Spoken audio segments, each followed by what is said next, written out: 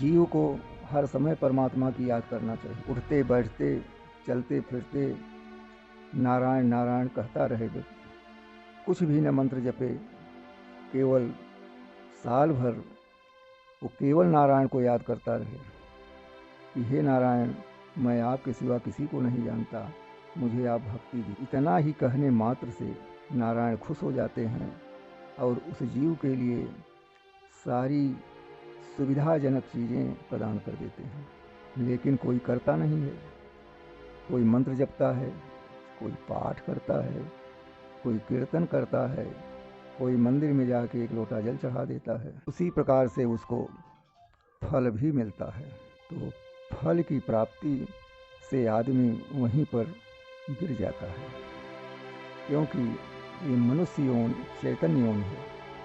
इस चैतन्य शरीर के द्वारा हम क्या प्राप्त कर सकते हैं इसकी जानकारी हमें नहीं है। लेकिन आज हम आपको बताना चाहते हैं कि ये शरीर इसलिए मिली है कि साधना करो, तप करो और भगवान की शरणागति करो। इसी के द्वारा उनके नाम का स्मरण करते करते आपको मुक्ति प्रदान करेंगे।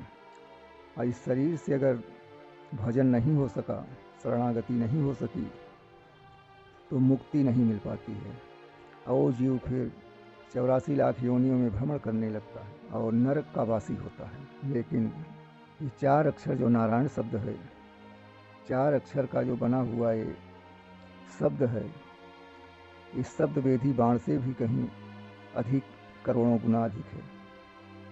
एक बार जो नारायण नारायण कह देता है उसके सारे पाप नष्ट हो जाते हैं।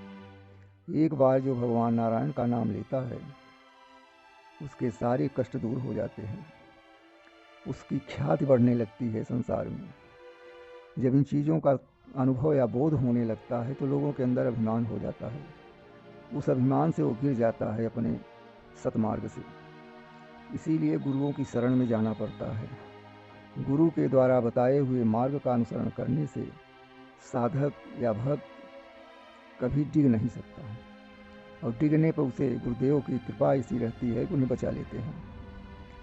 क्योंकि ये जीव ही गुरु होता है, ये जीव ही साधना करता है। तो जब भावनाएं उसमें कलुषित मात्र भी आ गई गलत, तो न तो गुरु गुरु रह जाता है, न शिष्य शिष्य रह जाता है। गुरु क्या है उस विषय पर ध्यान नहीं देना चाहिए। उसके शब्द पर, अक्षर पर, मंत्र पर विश्वास करना चाहिए और कर्म स्वयं को करना पड़ेगा, तभी लाभ मिलेगा। इन लाभ को प्राप्त करने के लिए हमें गुरु की शरण में रहना चाहिए, गुरु के आदेश का पालन करना चाहिए और उनके बताए हुए मंत्र का जाप करना चाहिए।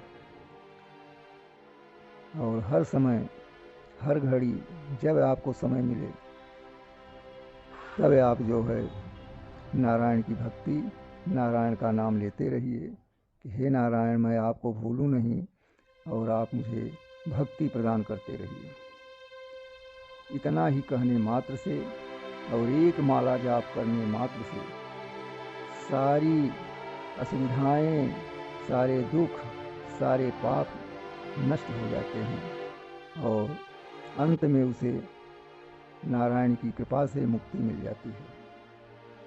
ये बहुत सरल और सहज मार्ग का मार्ग है। भक्ति भी बहुत सरल है करने पर। कुछ दिन करने मात्र से भक्ति कठिन मालूम होती है, लेकिन जब हठपूर्वक उस भक्ति में विश्वास करके आप लगे रहते हैं तो भक्ति आपको विकास की ओर ले जा कर के और आपको संसार में एक देव के रूप में प्रतिष्ठित कर देती है। भक्ति में बहुत बड़ी शक्ति है, इसलिए जीव को भक्ति करना चाहिए और गुरु के आदेश से करना चाहिए। कुछ लोग कहते हैं कि हमें इतना जाप कर लिया, कोई लाभ नहीं मिला, 2-4 गुरु कर लिया, उनसे कोई शांति नहीं मिली। तो नारायण से आप कहिए, हे नारायण, मेरे मन को शांति दीजिए और मेरा मन भटके नहीं, और मेरे मन में ऐसा उत्साह भरो कि आपके नाम का जाप, आपके नाम की भक्ति हमारे अंदर अनवरत बनी रहे। तभी जीव का कल्याण होगा। ओम शांति।